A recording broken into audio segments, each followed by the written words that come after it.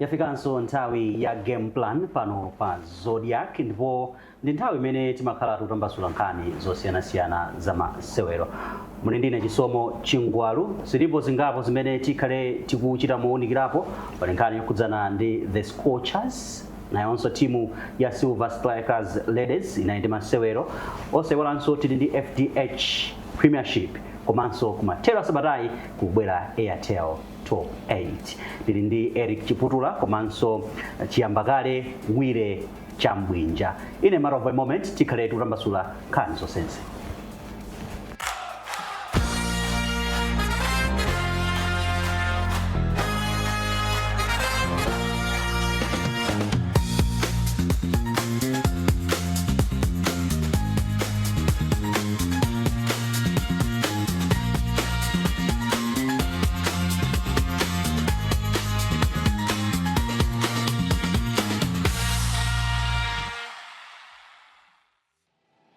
Mafotokozera nthawi jakuna kuti timu ya Scorchers ndi timu ya mpira wa miyendo ya asungwana ya dziko lino yapanga mbiri.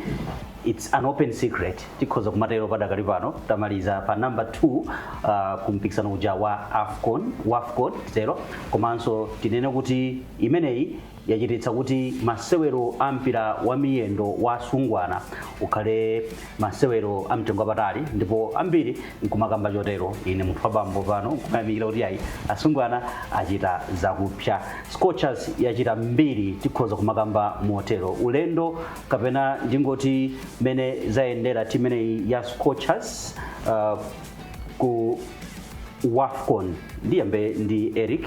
Of course tionenso nthawi ina kuti kodi asungwanawa mena mabwera anthu analandira motani koma pang'ono ponse sitingayambe potengera kuno kuti ndimene kwalandira kumeneko zisonyeza kuno kuti achita chamuna ndithu.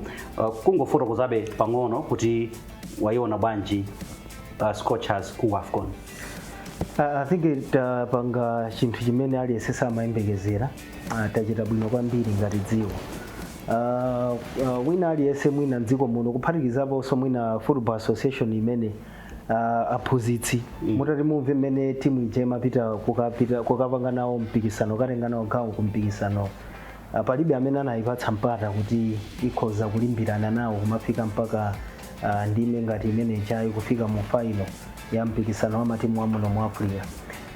Mutati muono panalinso tizitopotopotina mkatikati mwiya ena abwerera kumudzi ma budget athu sakukwanira kuti ena tipitirire nawo kusonyeza kuti mwina anali ndi malire amaganiza kuti tifika mwina level iyi koma palibe amene amaganiza kuti timu ija mpaka ikafika ku final kujena fika kuja. So ndi big achievement kuti iweso Eric unali modzi mwa anthu amene simakhulupirira. Yes, ineso mwina ma programs ngati omwe ano nafotokozapo chifukwa ikupita muja ndinanena kuti ntchito yathu yayikulu ili pa Nigeria. Tikuyenera kuti tikayimike Nigeria. I think ndinkakamba kuti titakha kuti tasewera nayo draw. Zambia ndi 50-50 kuti titha kuwina kapena nayonso kuwina ifwa munthu atimuone record yake yakhala kuti ili pamwamba pathu kupatula mwina ku Kosafa I think kumene tinakhala ngati tayimenya.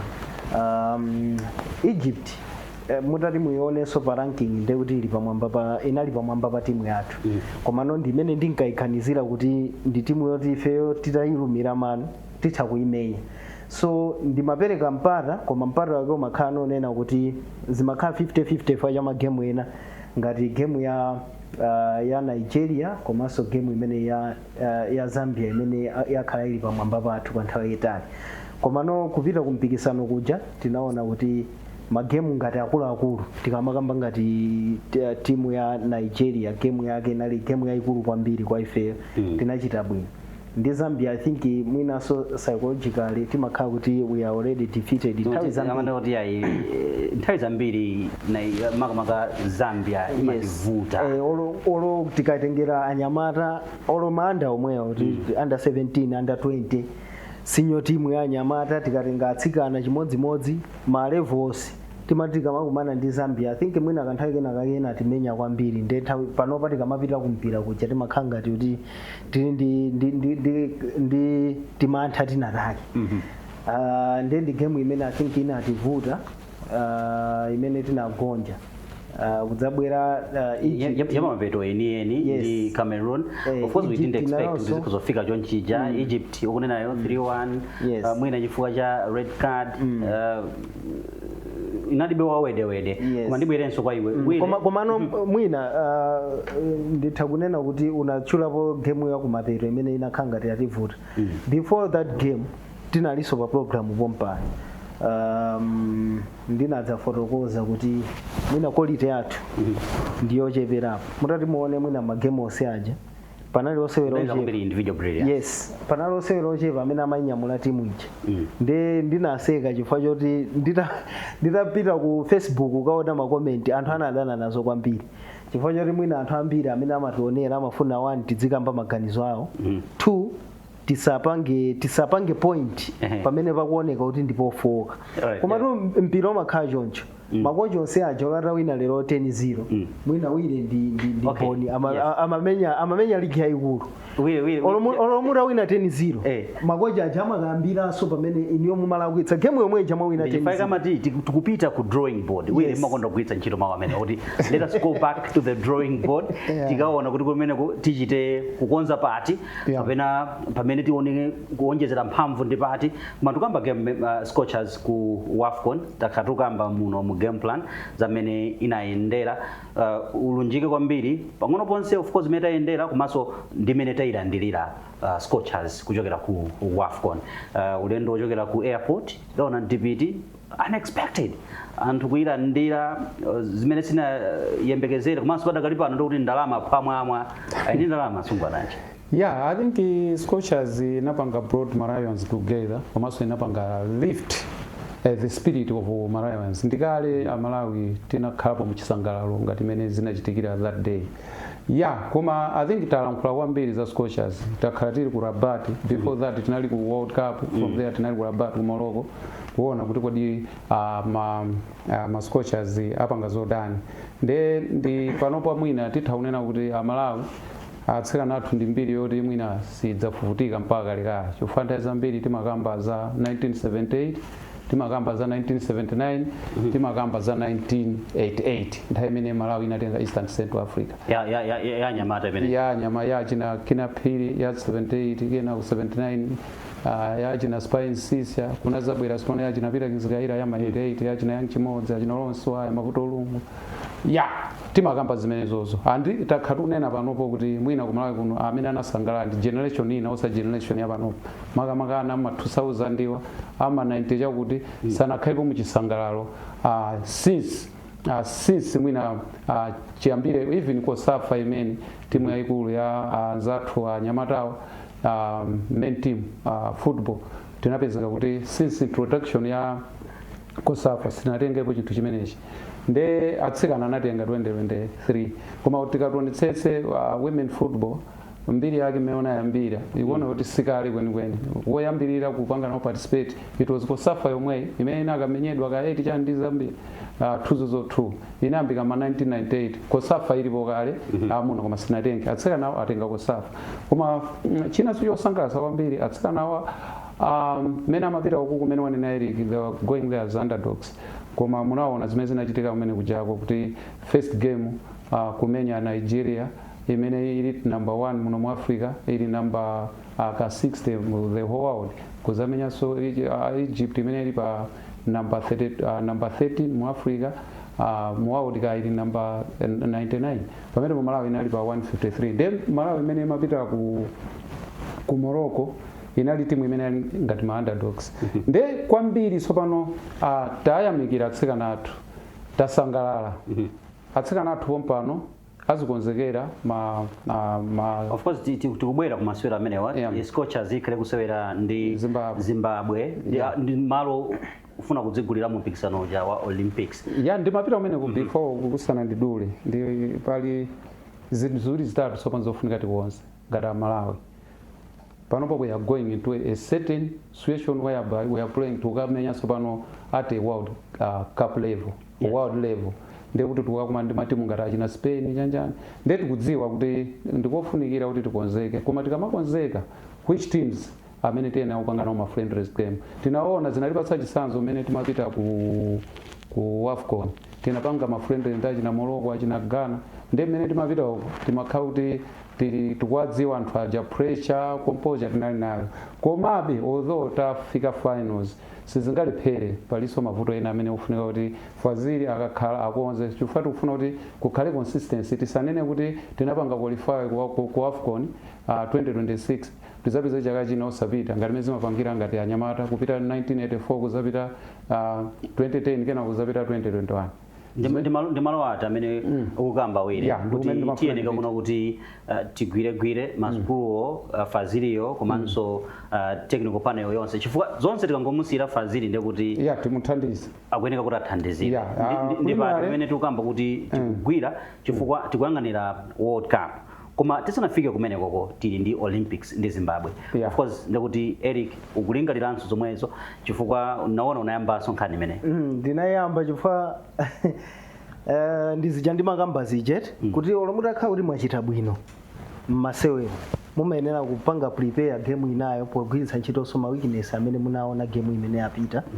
ma weakness amene ali nawo anzanu kutsogoloko ndifo yake ndikunena kuti ndinaseka kuona makomenti amene achawo kuti anthu anadana nazo kuti munthu akukambiranji kuti timu yathu ili ndi ma weakness ili ndi zofoka izi chifukwa mwina anthu amangoganiza kuti poti tafika final ndi kuti tidzingokamba zabwino zokha koma pali zambiri zimene tikuyenera kuphunzira chifukwa iloyo ndi level ina ya World Cup ndi level ina imene matimu mwina amene timaona ku AFCON ndi ochepano mphamvu kuyerekeza ndi level ya World Cup ndiyoti mmene tikuwaonera achina timu atabitha tikapeza kuti timu ina yake ndi yabwino chonchicha mwina kuyambira kumbuyo kupita kutsogolo ili ndi cream ngati mmene alili yes timu yonse ili ndi cream ngati mmene inalili mucha chifukwa ndinakambapo kuti timu yathu ija mutati muone ambiri amene amaoneka kuti ali comfortable pa mpira atha kumenya bwinobwino under pressure amaoneka kuti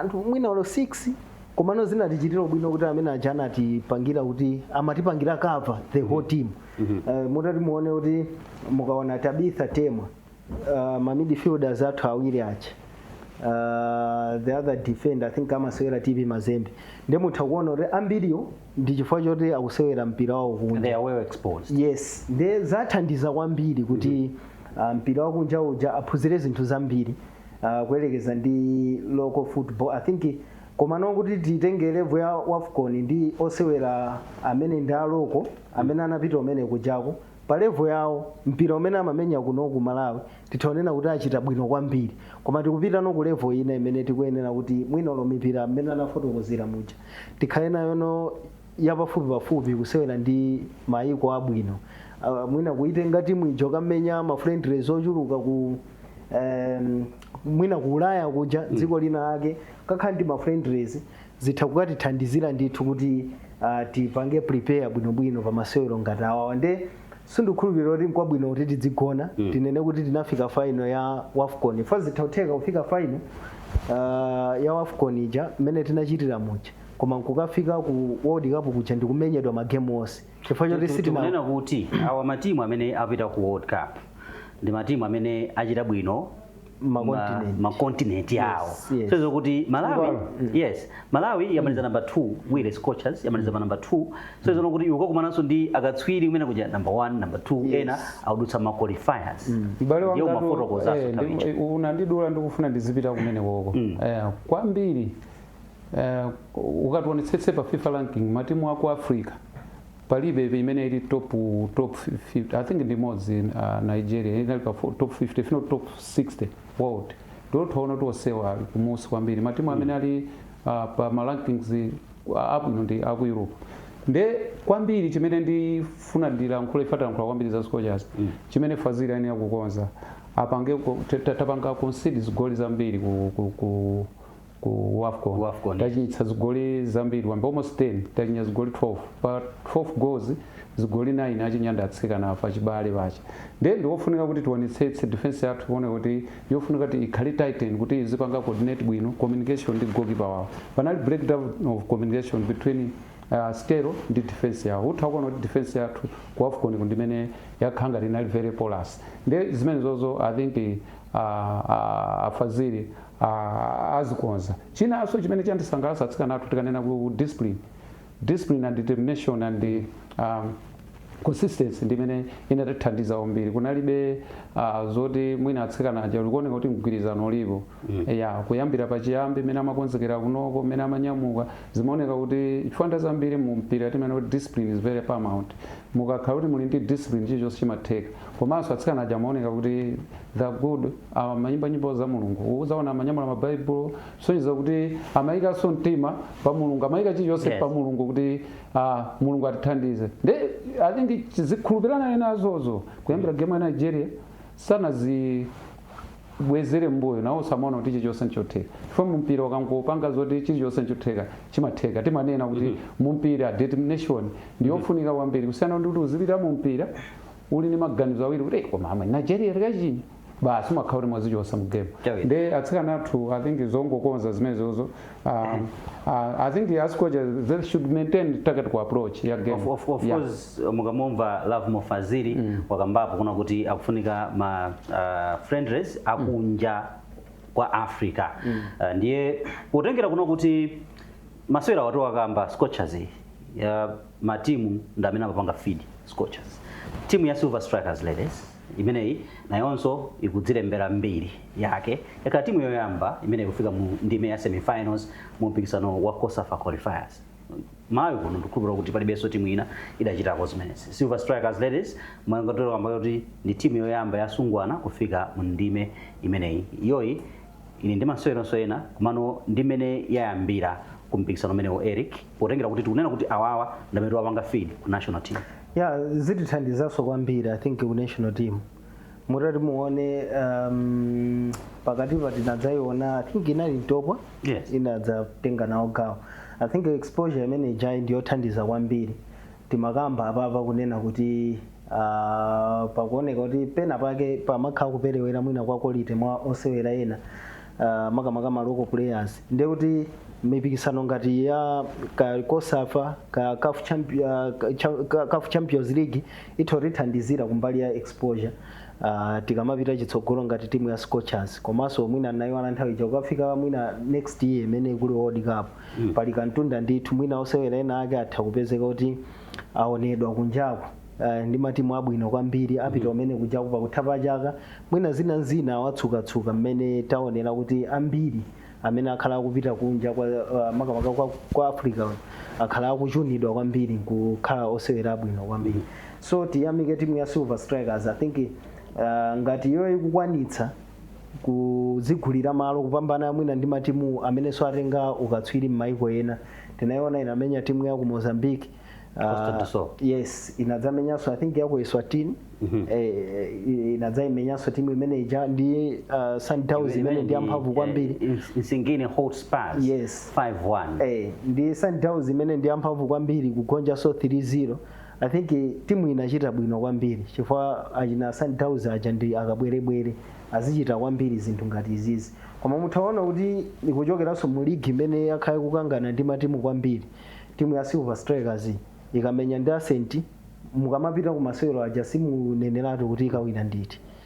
Chilichonse chimatha kuchitika. Ikapita kukamenya ndi matimu ngati Kamuzu Barracks imene ili I think MDF Lioness. Ndi game so ine imene ina asimenye. Simuneneratu so kuti apapa ikawine ndi yakuti. I remember so game ina masewera ndi Bullets pa Silver Stadium pomwepa.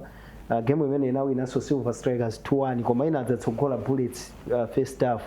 Ntopo imene ndimayinena ichi ndi timu ina amphamvu. Ndiye mutha kuona kuti sikuti iwowa angokhala okha kuti ndi abwino oyi ku Malawi kuno.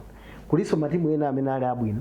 Ndiye kuti talent imene ijai tikakhala tikuyipanga expose ku mipikisano yakunja kwa dziko lino ngati zitithandizira kwambiri national team ija kuti ikhale amphamvu.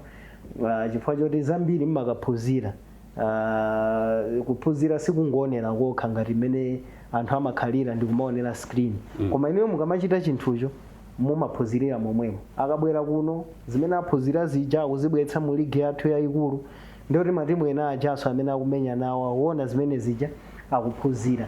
Ndiye kuchita bwino kwa timu ya Silver Strikers ndi chinthu chosangalatsa mwina ku dziko la Malawi chifukwa choti zitithandizira kwambiri kupanga build timu yamphamvu.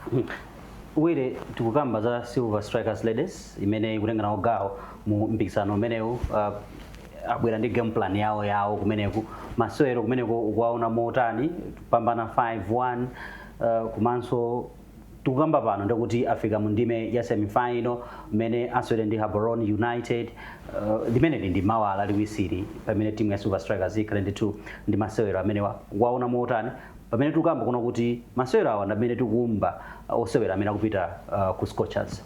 Silver Strikers ndi timu yapakalibe ndithu imene anayamba adube ili did sunshine coach wake ndiye mweyo wa Andrew Chikhozi wakhanayo timu zaka zambiri mpaka anapezekaso ku national team later on ndimene ku national team anazakhanga tamuchotsako koma ndi coach amene alili conversant wambiri ndi women football ndiye kuchita bwino kwa Silver Strikers kwa ine sindikuona chachilendo chifukwa kuti 3/4 of the players iso ambiri akuchokera mu timu imene kupita ku national team achina Khumalo ndani achina Banda midfield ya mwana wa Sirio Gondo legend nzathu ali mmenemu ndi timu imene yakhala limodzi nthawi yayitali komanso ali ndi atsikana amene akuchita bwino aziwinonso kuti ndi timu imene panopo ndi League Champions kuno ku Malawi ndi kwambiri timu alimbikitsa chifukwa awina ya ku Mozambique imene imaoneka kuti inali wiki kwambiri awina aluza ndi Sundowns ndi timu imene continental tournaments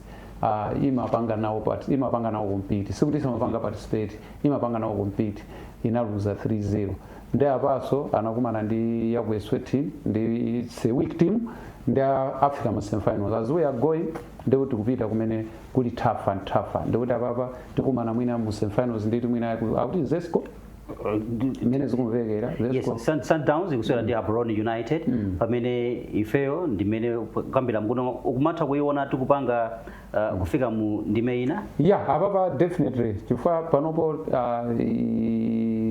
ya ku Mozambique yaluzaso ndi Sundowns 3-0 I remember ndinayionerako pa YouTube ndi kuti Silver Strikers ili ndi mwayi kuti itha kupitirira usera ndi Zesco United Zesco United ndi Zesco United ndi timu yamphamvu ku Zambia ndi munanenera muja kuti nthawi zambiri Zambia timayipatsa ulemu kwambiri even club level international level timayipatsa ulemu Zambia timangoiwopa koma tizingoiwopa mpaka taganiza tinachita bwino Nigeria kumenya Egypt kukafika kwa Zambia because eri kwa mklapano za Zambia kuti Zambia mentality Zambia we needed to break this mentality Zambia kuyambira kakale mbuyomo timamva kuti Zambia ndi Malawi amadererana kwambiri yachina akina phiri kufikira panonso amadererana kwambiri koma panopo tizaone kuti statistics zaona kuti magemu ambiri ameta kukhatu kuma ndi Zambia khairi ndi upper hand ndi fair ndi taipatsa ulemu kwambiri Zambia nthawi yanu munthawi yanu Zambia timakhantha izinati achita bwino nthawi zinayonso kuchita bwino it was 50-50 prediction makhayo ovuta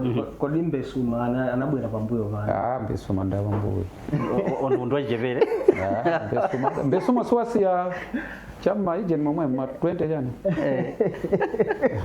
jupayo mango atibulira ku Legends mungu atibulira ku Legends tambo bwezera ku Legends ife muziti fusa za china Debe Maginga achina Timothy Mwitwa amene ajaonda amene achina Eston Mulenga chabwino ukuiona timu ya Silver Strikers Ladies ikufika pati kumeneku tipange qualify ine ndi chikhulupiriro chose kuti tipanga qualify mmene ndinena mukuja kuti Silver Ladies ili ndiko chiswa bwino amene ali ndi experience kumalawi kuno ngati kuli one of the experience coach amene wakhala kwambiri ndi atsikana ndi Andrew Chikhozi ndi chikhulupiriro chose kuti Silver Ladies ifika mu semifinal Eric motonga kwambiri ndikuiona sekuchita bwino nakamba kale kuti ngati inafika poti kukwirana pakhosi ndi Sundowns chabwino 3-0 tinagonja koma ndizotheka kuti yes chifukwa ndi record imene ina Sundowns ndi timu yamphamvu kwambiri koma sindikhulupirira kuti Zesco itokha yamphamvu posa timu ya Sundowns ndekuti tijamo ife tijamo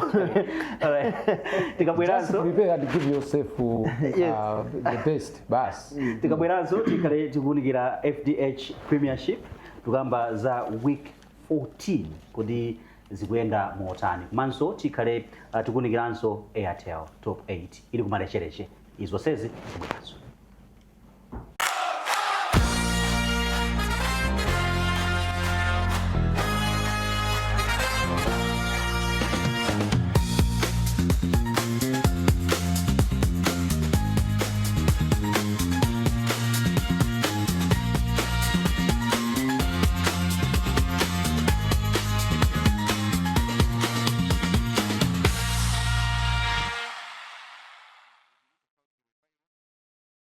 tikabweranso tikhale tikunikirapo Airtel top 8 komanso FDH Bank Premiership. Nkutheka kuti mwangotipeza kumene imene ndi the game plan, ndipo ndili ndi Wile Chiyambakale Chambwinja komanso Eric Chiputula amene tikutambasulira limodzi nkhani zimenezi, kungoonekera napo kuti kodi matimu akumayenda mu otani, maka ma game plan awo akumakhala otani. Koma tibwereno tsopano ku Airtel top 8 matimu imayitchula kuti family affair. Wena kumati yayi mwina singakhale family affair chifoti akupanga zosiyana mwana ndi bambo, mabe sinanga kuchokera nyumba momwemo ndi the Mpinganjiras, wina wa Mighty Wanderers pamene wina ndi wa Ekhaya, akumana pa masewero otsiriza amene wandi amu Airtel top 8. Eric, tayitsatira limodzi Airtel top 8 masewero enda tinapatsira pano pa Zodiak, kumabe kulingalira kuti tafika pano tsopano ma final ndi Blantyre in Lilongwe.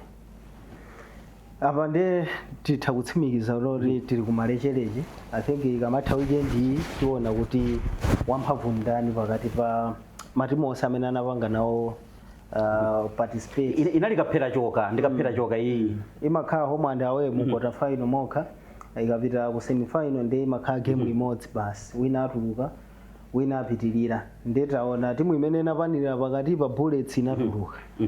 Silver Strikers I think nayonso ndi imene kutsatira Bullets ngati timu yotenga chikhochi kwambiri, nayonso inatulukaso. Ndetaona matimu akumathothoka, achina Karonga United anali momwemo nawonso anaona sana njira pano payatsa ndi Mighty Wanderers komanso timu imene ya Ekhaya. Koma noti tikatengera pa masewero I think akhala masewero ovuta kwambiri. Mwina mmene anthu ena akunenera akuganizira kuti mwina athokhala kuti ndi masewero poti anthu ake akuoneka kuti background yawo ndiyofanana kochokera, kuti mwina atha kupanga favor mbali imodzi. Komabe tinaona masewero a league amene anamenya Ekhaya ndi Wanderers, anali masewero amene Wanderers I think inachinya kumapeto kwenikweni. Ekhaya inatsogola inathira draw. chigoli cha Nkambi Yes. Wile Nkambi akhoza kudzoka. Nde mutati muione timu ya Ekhaya season ino ikamenya ndi timu yayikulu ndi Silver Strikers yokha imene inaoneka kuti yaimenya Ekhaya mosavuta. Mwinanso chifukwa chonena kuti Silver Strikers base yawo ndi kunoku ku Lilongwe. Koma mukaona matimu ngati Bullets, timu ya Wanderers season inoyi palibe imene anjoya kwa game kumenya ndi timu ya Ekhaya. Even Bullets ndi imene inatulutsidwa ndi timu imene ya Ekhaya, komanso mu league anakumana inathira draw, magame onsewo Ekhaya inali pamwamba. Wanderers inamenya mu league ndi Ekhaya ndani nakale, game imene yonso timu ya Ekhaya so inali pamwamba pa game imene. Ndiye mutha kuona kuti si timu yonena kuti wina akatha kunena kuti tikangodutsa moyera. Ili ndi quality kwambiri timu ya Ekhaya. And mutha kumaona even game imene anamenya Ekhaya ndi Wanderers kuti I think iso mphunzitsi wawo ndi wanzeru wa timu imene ya Ekhaya. Amachita kudziwa kuti weakness yanzathu ndi apa, ife tikalowere pamenepo. Zoti mwina aphunzitsi ambiri samatha kuziona, komano Enos Chatama I think anaona kuti Wanderers ili ndi weakness awa, and game ije inakhanga kuti Ekhaya ili pamwamba pa zonse. Ndi ali ndi nthawi yoti atha kupanga mbiri, akumenya koyamba mpikisano huu ngati final, akumenya so koyamba mpikisano onsewo ngati timu ya Ekhaya. Ndi kuti atha kumenya koyamba ndi kuchitenga chinthu kumapita nacho.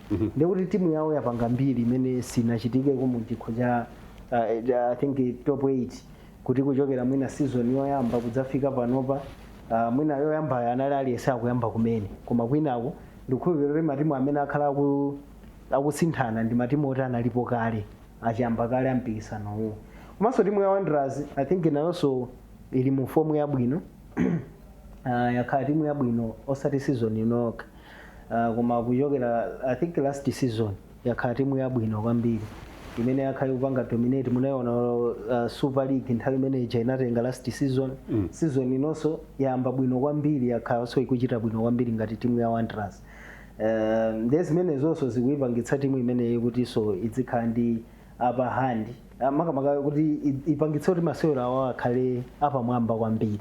Koma kunena mwina amene munaphuluzawa upper hand mukupereka ku Wanderers. naphuluza mawu amenewo. Game iyi sindingapereke kuti apahandire kuti muti potengera ndi zimene ndafotokozazi ndi game imene idzapange decide ndi 90 minutes ka udzafika kuma penalty kumene kodzapangidwa decide koma lero kuti ndikadzuke onena kuti Ekhaya itenga masewero awawa Wanderers ikatenga masewero awo mophweka amene mwina aganiza choncho ayiwale masewero ake si awo. It's Enos Charama versus Bob. Bob anapita kunja. Enos wakhala kuipanga Wanderers kuiunikira bwinobwino. Of course iyeyo ku Bullets reserve kuja amene anachita suzo kupsha kwambiri kubwera kumene kwatenga chinthu chachikuluchi kwa nthawi yoyamba kufika mpaka na mafaino. The novice versus winner amene tikhoza kumatera kuti has been in the game for some time. Yeah, the family affair game. Komabe cup game ndi league ndi zosiyana. Yeah, tikaona matimu onse amene akupangira even mu league utaona kuti imene ikuoneka kuti ndi upper hand ndi Wanderers chifukwa inu mwaperekeratu upper hand. Chifukwa advantage of experience. Advantage of experience. No, as a deep experience chifukwa choti cup game afikapo angapo. This is the first time Ekhaya kufika mu cup game. Ndi timu yangobwera kumene mu season yachiwiri yabwera mu premiership. And panopo ndi timuso imene mwina ground la bingu lisanamenyepo kangapo pamenepo Wanderers magemu ambiri amenyera pamenepa ndi Bullets ndi Silver then we got a chance to Wanderers kuti ita kuchita bwino chifukwa Wanderers yatengako chikho chimene chikawiri kamodzi I think timu imene yatenga kwambiri ndi Bullets panopa Bullets aoneka kuti kumakapu kukhala ngati zavutirako ndi imene kwabwera chilala kumenepo. The position 2 so Wanderers pa position 2 mu league leo utakuona kuti Ekhaya ilipo position jani 10 ili 17 points ndio kusenzera kuti magame awo ya wina gani magame 4 ya draw ambiri ya luzaso angapo as of late mena anamsira chatama ntchito imene ata panali kusagwirizana management ya Ekhaya ndi chatama anazatenga ndi Funde Agidu and Funde Agidu anawina consecutive magame atatu. After that anabwera chatama au chibwerera chatama kana wina game imodzi ndi awiri motono ndi magame onse chatama sana chite bwino. That performance kutionetsabe kuti pompa nonso yaluzaso ndi Craig imene panopo game yake sinali yabwino kunali zisawawa zimene zinachitika. We need to condemn that. Sirudzoti asulomo panopo apereka chilangizo chotani chifukwa zinali zosakhala bwino after auti ref kupereka penalty. Chinanso kubwera ma finals that would be on Sunday. Koma dzala nali pa stadium ndimakayendera ndimakapanga ma exercise koma zimene ndaona ku stadium uko ndi zinthu zoti mwina pena pake anthu timangolankhula kuti mwaonanji kuli kwina kwake kuti kuchibowo mwina a producer atakutionetsa kuli chibowo oti panopo sanatseke kuli ndithu chibowo akuti kumene kuchako ndi kumene kumapita kumakhala mabouncer omwe akhala ngati mgodi wawo ndi umenewo ndenda nthawi zambiri timapezeka tikumanena kuti ku ground kwabwera ndalama zambiri anthu abwera ambiri koma mwina kubwera ndalama upeza kuti parallel to the equator tinamve timakhala kuti tili pamene paja tikungoona kuti anthu abwera ambiri osadziwa kuno kuti ndinayenderako ndithu unyinji wina ndinafusa security kuti tsono kuku zimakhala bwanji kwakhala game ndi anandiuza kuti kumene kuku ndi mgodi wa mabounce amakakhala umene kuja nda police nda police amakhala nda agalu amalipirisa kandi ma 2000 ma 3000 anthu azilowa which is not good. Ndi timaona kuti kodi kumeneko amaganiza bwanji kuti osangokonza kuti mwina chitetezo chikhale bwinobwino koma kwa ineyo ndikuipasabe a chance Wanderers kuti itha kuchita bwino kutengera kuti ili ndi timu imene ndi experience inde cup game ndi league ndi zosiyana komabe pankhani ya experience makapu matimu akulu amakhala advantage just because of experience. Then ndikuipasa chance ndithu your prediction? Yeah, prediction ndikuipasa chance. Yes, on that. Yeah. Tiyembekezere chance yake kuenda mota. Chance? Yeah, ndikutengera sikopano. Tazinatu mpira u. Mwina ndizi goli zingati. Okay, mpira uti muziona kumene ukupita. Muziona kumene ukupita. Performance imene na panga Ekhaya ikuyamba kumene. Ndi performance imene kupanga panopo. Muona kuti ndi yosiyana. Performance ya Wanderers panopo mutaona kuti ndi yosiyana kwambiri ndi Ekhaya. Wanderers sinaluzepo game, inaluza game imodzi chiyambire league. Pamene po Ekhaya yaluza kandi magame kandi 5 kandi angati chiyambire league. Ndiye iwina ndizi goli zingati Wanderers? Itakwina ulo ndi 2-0. Eric Your prediction? Ine prediction indivuta koma ndikuika Eric ndazambiri ma prediction amaopa. Koma game ndikuika pa 50-50 chifukwa sikuti akuna mazoti Wanderers ili ndi experience. Yafika ndithu mafaino ngati awawa, yafika kukambiri. Pa bingu body amenyaso kwambiri. Komanso Ekhaya nayonso inamenya koyamba pa bingu ndi Bullets. Munaonanso zimene ina amenya. Sizinatengere kuti ina amenya koyamba. Yes. Ndimene ina amenya bwino kwambiri. Ekhaya ndi mwe itha kumenya timu iliyonse pa tsiku lake. Squad ya Ekhaya itha kumenya timu iliyonse pa tsiku lake. Ndili ndi coach amene ali more tactical. Ndichifukwa chake game iyi sindikupanga predict kuti ipita kutiko. Ndi game yoti ndayika pa 50-50 itha kupita kumbali ina iliyonse. Alright, mothamangitsana ndi nthawi tingonako FDH Bank Premiership week 14. Tingonako review kuti kodi zinaenda motani maka kumatero asabatayi Luwana Mitundu Baptist idalepherana ndi timu ya FCB Nyasa Big Brets 0-0. Ndiye timve kuchokera kwa Wedson Nyirenda komanso Oscar Kaundawa. Wedson ku Bullets pamene Oscar Skazu Kaunda ku timu imeneyi ya Mitundu Luwana. First of all, I think I give it to my boys once more. They took it with the whole heart. They played well. But I think there are critical things that we have to look at. If we are not going to be talking about it, then what? What next for Malawian football? I'm surprised for the senior most league to be playing football in such a pitch. Not many chances created today for you. It's very difficult to play football in such a pitch. It was so difficult for Nyasa Bullets to play. We came and we escorted the other team. They were enjoying. They can play in this. It is their field. And the officiating, I'm so disappointed. That is not the way it should be. I think we need to finish on a good note. We prepare very well. Silva is a good team. They play good and organized football. So I think it will be a good game. I think it means that the team is improving every day. We are not letting in any goal. Despite today, only one chance that we had, I think, the clear one, that we also missed. And the second one, in the second half, for Podo, would have touched the ball a bit harder. So I think the clean sheet is giving us something also. What does this mean? Yeah, we are still there. We are still in the contention. And we need to win our home games. Away games are difficult to win. Let's see what comes in the second round.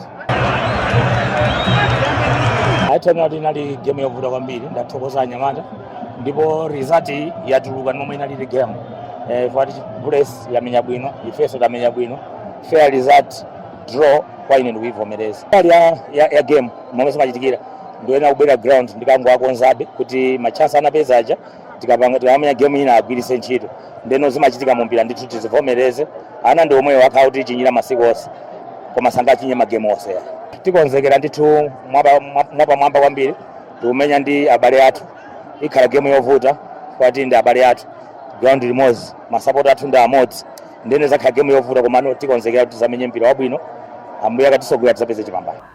Masewero enanso adalipo pakati pa Blue Eagles ndi Masters ndimene inali pa khomo pamene Blue Eagles ndimene idayenda. Blue Eagles yapambana 2-1 ngati kuli kotheka timvenso chokera kwa Declerk Nsakakuona komanso Peter Mponda ndi mphunzitsi wa timu imene ya Masters pamene Declerk ndi wa Blue Eagles. Game plan idi nasokonekera tirapanga concede komano tinayi minutes ambiri onera tinakatha kubwerera mu game ndi ku winner so bwino maka chances amene nawo first half.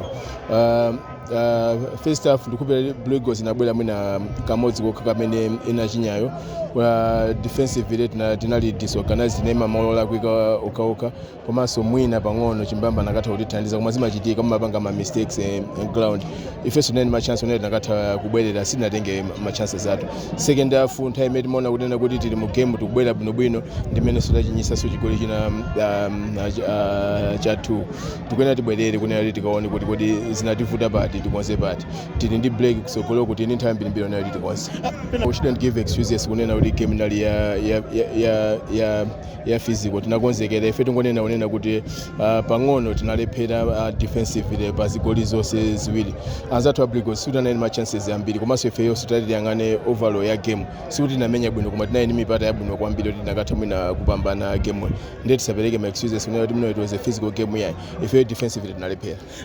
Game ya sivu inali ya sivu lero mamenya ni Masters and melody can't game plan ina kuna mamenya ndi mene situwidziwa futhi kuidziwa plan kwadziwa koma as a team sizoli kumenya mota so melody can play game ndi bata couple mai tipambana game ndero pambaladi 2-1 kuyamba ndi chigoli cha Msanga chinakuthandizani motani kukhazikika. I think it's a welcome back kwa hapa ya Saka. You may at least wakala by injury for almost maybe about 2-3 months aliku injury. Utamana training I think last week. We got it. Mimi hapa tuone hapa ngabanji but said no lero tupasipati muone. Mama wake so Mungu anaye naye hapo goal 4 minutes ambirira. Yomoja basi masike 2-1. So Eric, kuiona week 14 ya FDH Bank Premiership matimu akupitirirabe ndithu ena kutola ena kutaya ena kumatoenga 3 points yonse. I think competition yabwino kwambiri mu first round imene mutati muone mpikisano kuntunda kwakhala uli wamphamvu kwambiri. Masizon ena aso timaona mwina matimu ena kulowa kumene kumapezeka kuti kuthamangira kutha kwa first round chonchi timu sina wineko komano panopa timu ngati Luwana tayiona kuti nayonso ikumatha kuyimitsa akuluakulu Bullets Silver Strikers anapita pa dedza onse sanatenge 3 points. Taona so akumenya matimu kuti ndakalekale mu league makamaka padedza akhala pagwiritsa ntchito matimu ngati Masters imene nayonso yabwera kumene mu league yaikulu nayonso yachitaso chamuna 21 points I think padakali pano ndi ma points iso amene ali ochulukabe mmalimba bentimo mukafika pa 20 mwina first round ngati inoyi chifukwa mutati muone gapu imene ilipo pa number 1 ndi kuti tipezenso timu ngati Masters sikuti pali gapu yaikulu kwambiri. So akhali kumenya bwinonso mwina mu ndi matimu ake okhaokhawa amene amalimbirana kwambiri. Mutaona Silver Strikers pa number 1 Wanderers onse wafanana ma points Brigos nayonse kuoneka kuti yabwera bwino 28 points Bullets 27 mutakuona kuti number 1 ndi number 2 pali gapu ya 2 points yoka zimene zikuonetsa kuti competition number 1 ndi number 2 ma points ofanana mwina kubangosiyana goal difference kumano wa number 1 ndi number 4 kungosiyana 2 points. Yes 2 points nde mutaona kuti chili chonse chochitika kuti ukangoluza ndiye kuti ukhozochoka pa number 1 kapezeka kuti wakapezeka mwina kumbuyo mwina ma step awiri kumbuyo ndi competition yamphamvu kwambiri imene yakhalapo. Mwina kunakamba konkhani yokhudzana ndi Bullets padedza I think ndi malo amene sifuna kupava imavutika kwambiri sifuna kupapo.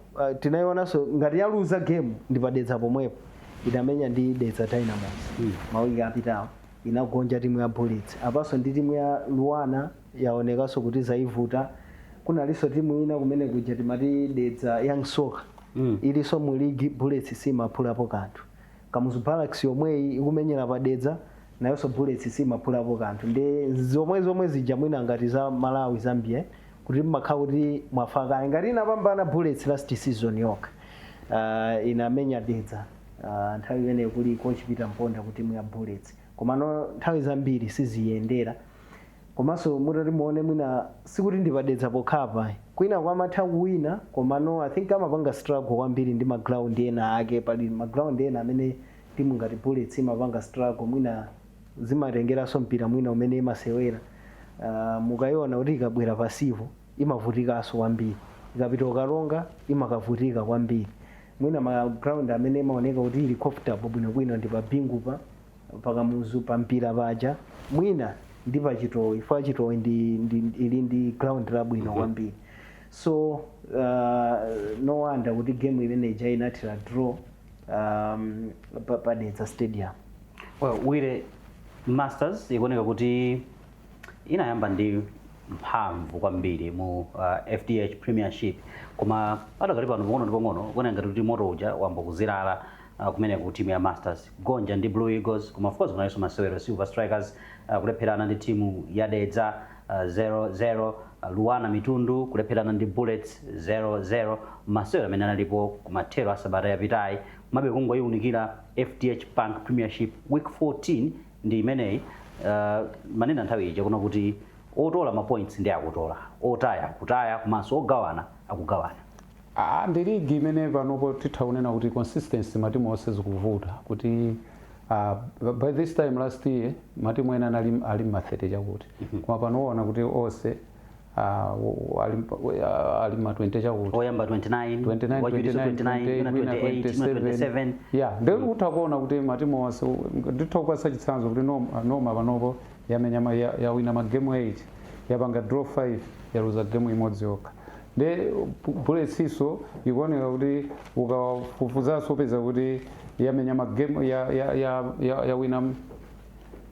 ya wina magames kanti 7 games yapanga draw ka 5 times ka 6 yes yeah usonyeza kuti matimu osakusango ukaonanso silivaso chimodzimodzi nde utakuona kuti ligi ya chaka chinocho ikuoneka kuti mwini filimu palibepo mwini filimu tikaonanso kusiku nde uone kuyambira pa namba 5 uona kuti 21 ena ndi 20 19 18 17 mapoints ake sakusiyana kwenekwene nde kuti sokuso kuchigwaku kuliso ntchito amene angoluza pang'ono apeza kuti watani pa 12 pali 14 points ndio rewa pa 7 peni 9 points. Ali 9 points. Alright, chero tizakhale tikuchita nditu mo tambasula bwino lomwe. Chifukwa manena asontaje kuti msiko ogula ndi ogulitsa osewera watsekulidwa. Tione matimu nditu akukangalika wina omukondonera udana nazo zimene kuti bwaja mangosinthana ma player mu league momwemo samapita kuma midzi ukapeza ma player abwino. Wakalofotokoza zimene. Yeah, tili kunoko tili ndi vuto lalikulu kuti mwina ma players timangotengana mwina sivo kupita ku silver kupita ku bullets nde timaphaso mwina ma reserve side timapereka zitsanzo mbuyomu ngati bullets inali ndi bullets youth Banyamlengeje amatenga ma players kwa achinapita mponda achinacholera ku reserve achina Bob Mpinganjira abati Bruchaga Ntawali achina mavuto lungu aja ku bullets anachokera ku matimu ama reserve ang'ono nde transition imakhalapo nde kunoko ku Malawi kuno transition ikuvuta chifukwa ma players ambiri nthawi zina mwina tingotenga mwina wadzuka kuchitipa from there mungomutenga kena ku national team ma basic sampira makhala akutivuta kwambiri ndiye zija ndi manena zija kuti nthawi zambiri tiye ayendetsa anthuwa mu ndondomeko yake bwinobwino akamakafika ku high level amakhala ma basic sampira many thanks wire tikateronso ndikuti tikufika chakumalechereche koma tisadatsirize kwenikweni tingomva komanso kuonera kuti kodi amene timakhala nawo akutinji amene amaonera game plan komanso masewero kuno kumudzi. Ndina Alex Kansigiri kuma mandu mitundu hip hop kuma sora mitundu luwana kwa lero mitundu ya winaro ifayo kupanga draw ndi place nderi moyitsikire mitundu ifeta wina ifasino lembekeza choncho okay apopo furo yeneni tunena kuti furo yeneni si uli ndi kwenikweni sai koma chifukwa marimuwa mitundu inachita bwino koyamba kachiwiriso kuchita bwino koma chifukwa zimachitika zizi tikhozonena choncho koma palibe furo mapuleya athu anaulimbikira nthawi zonse game inalera bwino of course player oyamba ana strikers analandira anapotekera mufulumira ndi anamutulusa. Ine ndi Patson Sajiwa ni makamu Lilongwe imasapota big plates. Okay, tagulisa mapuleya abwino kumatimu ena komanso panopatikana libe mapuleya abwinonso pachifukwa chimene chinde tupitirabe kuvutika komano tikamayamba round 2 ndikupeza kuti tichita bwino chifukwa mapuleya tikukula komanso kugonja ndi mitundu kwa ifeyo ndi lusi yayikulu kwambiri kwa mitundu ndi timu yaying'ono mu ligimu yalowa kumene sitimu yoti tingaluse nayo yani.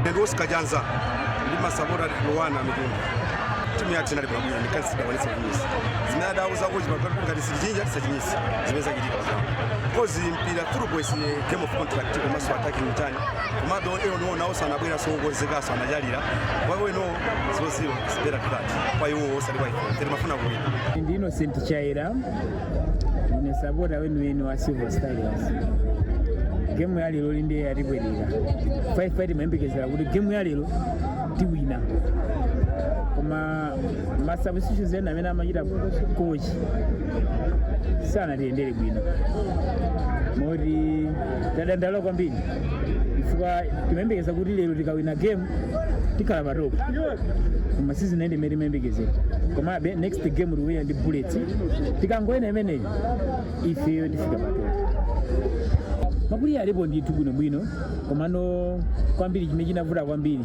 ndi ma replacement ma substitutions amene coach wathu amachita sanali oyenerera fo mapezeka mplayer ina ngati mene anali chisisi maonga samenera amalise game mwina 10 minutes 15 minutes yoyambirira chisisi maonga amene atuluke koma season atero ine nilipepelasta ulinyalira mango reskido kapana Masewero olindaona uli koji analitulire kulowesa maplayer fakemwe anadesa nambisana mwajiswile hana kumbisa soana uli anajatamagisane akulu wacha ndikolo wese mbona kumapiro anasasa roba kale mbona uko chituleri pamene makalo wesana ntawita takale lero munangoona anadesa acha simana hapa mango sikwesa chani fona soana naona uroke ntawita takale kemui and confidence atama yeso mlanga mangini mono kemui mabulia sudi dada ndaula ya komano meja kufuta ndikoje tuleri kupanga sindu substitution yani izini sasa yesuzara bwisaso fayani aba first round ebiro babiri eno first round ngabira mabiro marima makala serious ali yese amafuna kura mazebo sene yabwino komaso wina ali yese amafuna kunena kuti aone kuti obwezi enda kwanje first round ngamati imene sonzo ri zora bwisa mali mene kusangalala lero draw amaberi ino ndi mwana kuti takunabe barobo takuna town mwajiswigire mapanga akuna town atina ngandi Chelsea tumanga ni mapanga koma muzwa kale lero game limene inakalira game inamba bwino koma be angofura be chifobe yori zovura basi limene zimakhala muja ambi itakhumudwa abe koma be tibe bwino kuona maizato zori bro so ya draw yani zimeso ziliso bwino ndimona ngati yenga tukuyinya ndikukosa be zori inga ndikusogwa kuma ndona be zori zili bwino chifukwa chimene yonse ndita filaso kwambiri meze sangasa basi ni fabe jori be Rege sukunike tuzori so golabe faso kristo tima febra sumfana agiji obe zori ndabinobe ori tumo sanga be zori makrema ali serious meso akubangira zimwe zori ali serious ngandi ni Facebook ndimakhala kunkesi ndimesavora wa Silver Strikers Masewero alelo linde sinaone bwinoyo endi game yalelo sinalibo kwaine sinalibo kwambiri endi neo ndinokumuda kwambiri monga savora wa Silver sizundiveka bwinoyo nganakonda mwina likana kuletsa kandi 1 lero mwina kana tira 1-0 lo 2-0 bola kumano lelo lisindilibo kwambiri Dilangani sibongile makhala kunjesi Masewero Silver Strikers ndilimu yodi mwanga imafane ku sasogera sanende boy kumabemba inake maujeni maplayer mese sandi mbali yawo kumasango kuda ndisitu sizinende kumuyodi mine zori ligoletheko ziwiri ziratu kaikanati 2-1 kaikanati 3-0 kandi 2-0 neza bwino malero ende tilokhumudwa kwambiri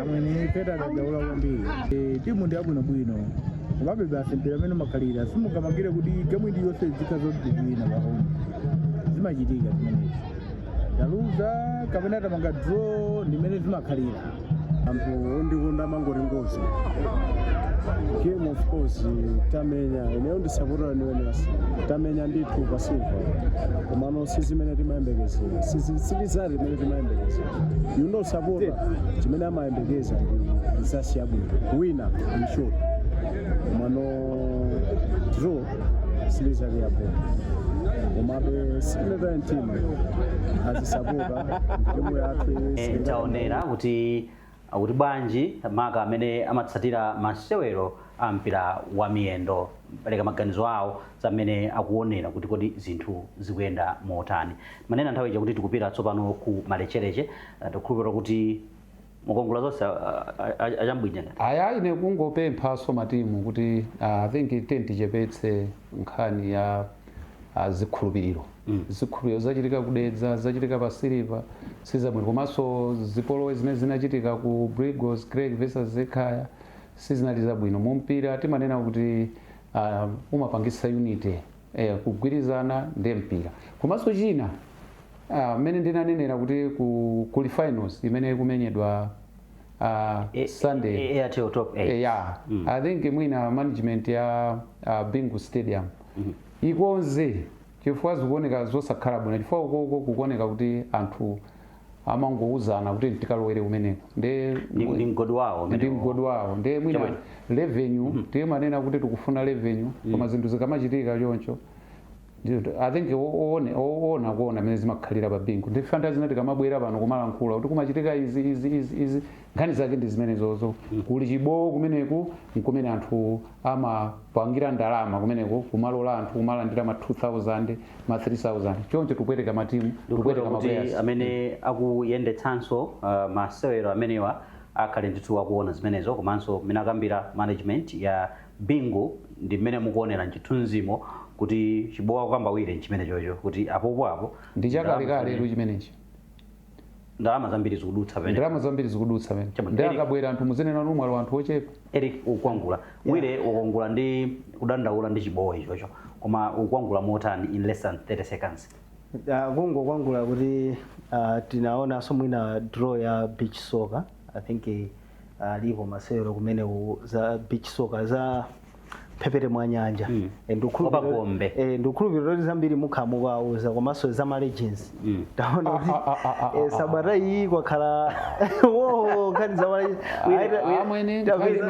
wire tawi yatawiri tingopempha ka 2 minutes ti very soon tili ndi game ya ma legends tapeza 190 imene timaina kuti tiyambirire nali imene 192 million kumeneko inadutsa I think pompano I think pofika mawa nkuja potitangutsa ndi 3 days chair wa ma regions amene ali ajimukalowa anena kuti pali treasure amene ali nsendeno atiuza pano pasingane kuti figa ni mwakuti ndinama pano patadutsa kumeneko tidzabwere tizakambe zimenezo kuti kodi akuti bwanji ma legends iwa wira mene nimabwera muno yoyamba inali ine mene thanks amene ndi wire chiyamba kale cha mbwinja umananso ndi Eric Chiputula tatambasula limodzi nkhani za masewero mprogram mene ya The Game Plan pano pa Zodiak ine ndi Chisomo Chingwalo nthokoza kwambiri Hudson Bisani pa kamera osolaso Pemphero Buda producer Tumepoki Mangani up until next time mukhale ndi nthawi yopambana bye bye for now.